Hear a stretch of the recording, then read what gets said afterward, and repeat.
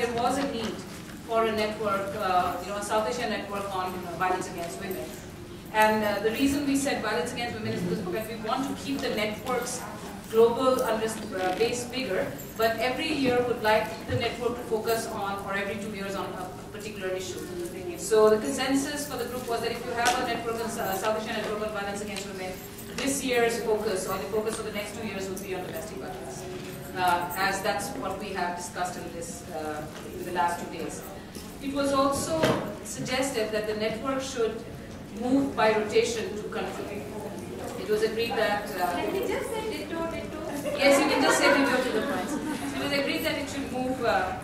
It should move from country to country, and 2 years term was what was felt would be a reasonable time for the network. And the group decided for this year we would volunteer CSR to take on the role of the Secretariat for the network at the regional level. But from every country there's been a suggestion that at least two representatives, one from the government and one representing civil society, should be the country level coordinating unit who would then coordinate with other stakeholders in that country. As always, Bangladesh was totally sorted out, and they knew who their civil society and government representative would be. India was kind of sorted out, but I think the rest of us are still sorting ourselves out as to how that would be. And I think we probably have to go back to our respective countries and have that discussion and get back to the central regional thing. And again, in terms of agenda, we thought we'd break it up. And for this year, we thought let's have a short-term agenda. And the short-term agenda at this point is immediately the CSW. So where do we move with our activities that have happened in these last 2 days in positioning the issue of domestic violence into the CSW through both civil society and government advocacy and reporting mechanisms? That's one of the agenda on the short term. And then we had a long-term agenda which were emanating from the points that came out in the other two technical group discussions. And in terms of long-term agenda, here are a couple of suggestions that came from the group. One was the network needs to look at doing the mapping, and each country could either do specific mapping or could come out with areas where there are commonalities and we could have a regional framework.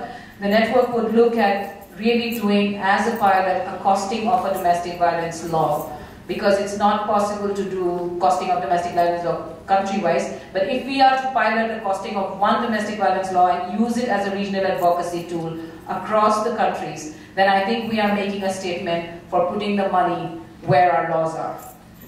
And then every country has defined loopholes or gaps in their law. So as network members, it will be critical to advocate for those changes, be it the 90-day moratorium or be it the criminalization on falsification of offense on domestic violence, or on lack of prosecuting officers, protection officers, as in other cases.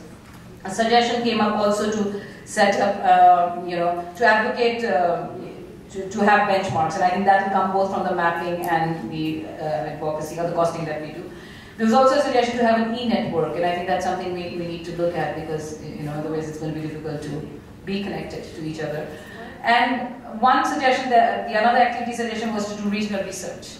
There isn't a comprehensive regional research on specific issues related to DV, be it the law or be it rehabilitation, and I think we need to define which are the areas on which regional research for advocacy is critical.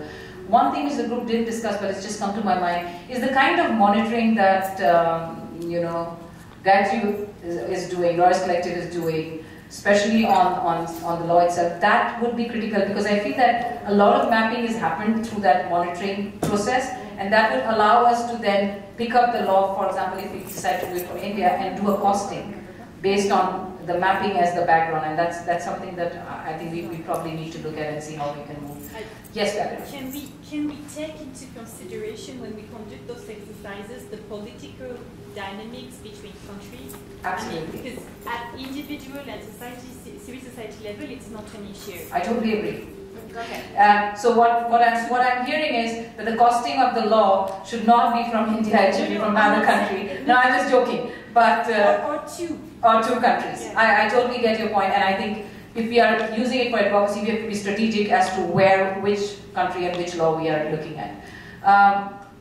Point taken and noted. So that's broadly where we are. If I've missed out anything, will the group please feed into it? No. Okay, so that's